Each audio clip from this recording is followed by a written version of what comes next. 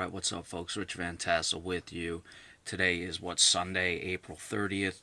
Gonna just do it this way because we had the situation where the Jazz and the Clippers went to 7 games.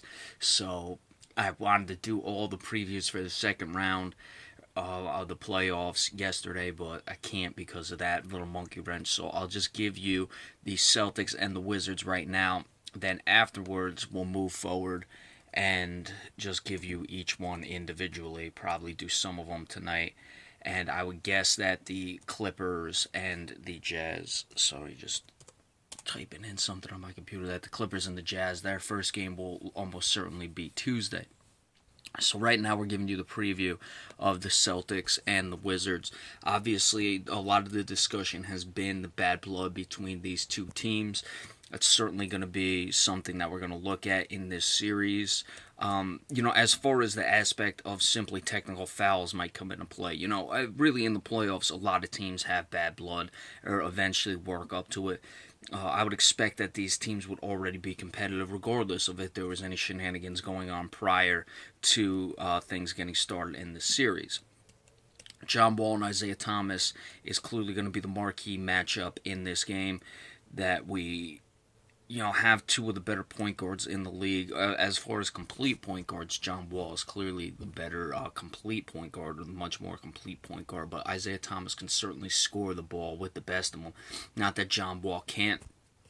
But one of the big things we're looking at moving forward, apart from the 3-point shooting, because we'll get into that in just a second, is this game one, where Isaiah Thomas played the game in Chicago on Friday, as we said, then had to fly out to Seattle, Tacoma for his sister's funeral, then fly all the way back to Boston for the game today, which is early. So, he's running on adrenaline right now, and we'll keep an eye on what he has. Certainly Washington has a chance to get this game won, but another interesting thing is the Celtics went 1-2 at home in the first round of the playoffs. Could they still struggle at home? I would assume yes, it's possible. But when you look at it, how much are they going to lose at home? Playoff time, and they've already lost 2 games. They already went 1-2 in the first round against the lesser team. So you would have to expect they're going to play 500 above 500 at home in the playoffs.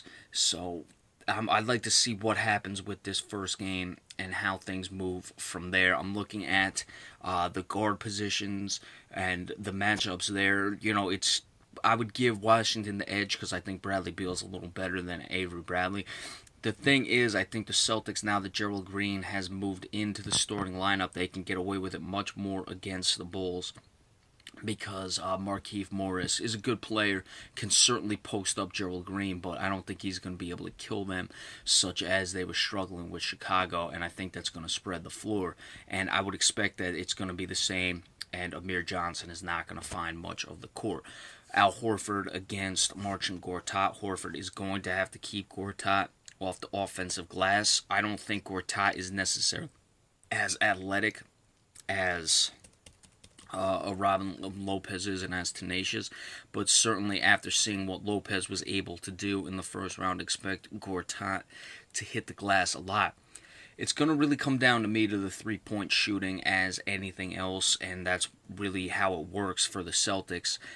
They're going to lose games, the Celtics, obviously, because they simply will not have, like they did against Chicago. They had a game where they went 9 for 40 from 3. That'll happen. You live by the 3, you die by the 3. You just hope that you're able to shoot, a good percentage from 3. And they even won that game that they shot 9 of 40. But with that being said, you don't expect to win many games shooting that way. We're trying to see Washington from 3 this season. They shot 31.4. The Celtics, and that's 31.4. Trying to see how many attempts. On 8 attempts of 20, or 8 makes on, a little over 8 makes on 26 attempts. The Celtics, from 3, 33.9, so just shy of 34%. Remember, 33 exactly is the threshold, so they made it there. On 12.7 of 37.3.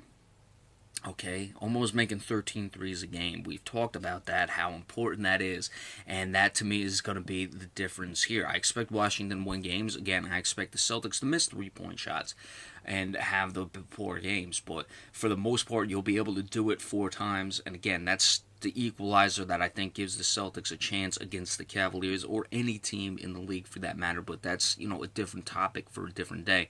Obviously, there are a lot of people who don't even give the Celtics a chance and think Washington is the only team that can beat the Cleveland Cavaliers. I don't think so. I don't even necessarily think the Celtics can do it. I'm just saying the Celtics are the only team that has that equalizer that can allow them to stay in contention with a team like Cleveland. And Cleveland can shoot the three as well. But that's beside the point. As we see, Washington does not shoot the three, does not make as many threes. They're at 26%, about 7% lower than where the Celtics are when it comes to shooting three, and they make about 5 less a game. So that's what's gonna keep Washington from winning this series. Will Washington win this game? I don't know. This would be certainly, it wouldn't surprise me if Washington comes out and win this game because of the situation with Isaiah Thomas. But we'll see what happens. I'm expecting the Celtics in 7. I like the Celtics going 3-1 at home in this series and 1-2 on the road, but they have the home court advantage, and I expect them to hit the threes. I expect Gerald Green, now that he's in the starting lineup, and again, he'll be up and down, but he'll at least have one game where he hits his threes. I think Jay Crowder came along a lot in the last series in that final game. Let's see if he can get started. Remember, he had a pretty bad series, so he starts hitting his threes. That'll help. Moving Amir Johnson out of the starting lineup helps the Celtics, and they will hit the three-point shots. Washington will not. John Wall will put up a lot of points, but it will require a lot of shots, a lot of two-point shots, and a lot of field goals, or free throws, that is. And it will keep him from making threes and allow the Celtics to win the series in 7 games. All right, so when that game goes final, we'll give you the recap of that. We then have the Game 7 between the Clippers and Jazz. When that goes final, we will give you the recap of that, and then probably upload the videos tomorrow for the recap, or the preview of the other second round playoff matches between the Toronto Raptors and the Cleveland Cavaliers, and then Houston and San Antonio.